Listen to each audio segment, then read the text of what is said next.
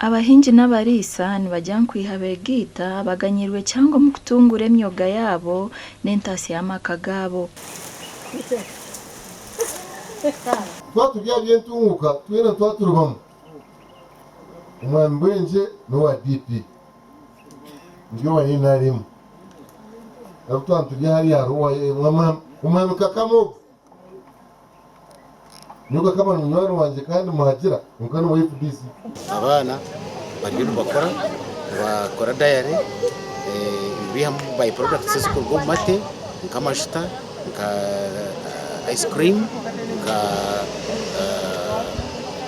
yogurt n'ibindi ikigenderwa kikaba kiri kugira ngo twerundane hamwe tugirira akahango tubase kubona akatareke ibintu bitu kandi tubase kuongera n'amagezi tugira amagezi mingi tubinge no bworo mu cyaro hemerumo abana bitu n'abantu bonkabo abo mu cyaro kitu bashabirwe kutamano emyoga yaabo nabo bashaba president kurabiro mu munyishengero mawanda okubakwatiraho itoku ati no mushiramba bateka bacenga kesi kabacenga timwe kunwa muhurire akari no mwaba abantu zo gusoma akati ngisomwana nempaka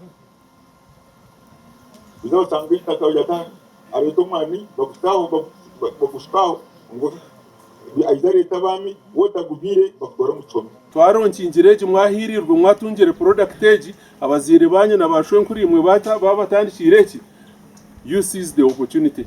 You will be the shining examples of tomorrow. Bana tuenda kubaka Singapore kweli. Muri hakume obusinzi obwija buta.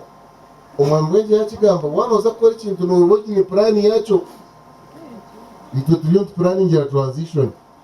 Bashika bayira bakanihira kabasi abwe kitagurro. Kashito baryo mumara ngo gukwinga kandi go kwagera. Ite babutabutwarore.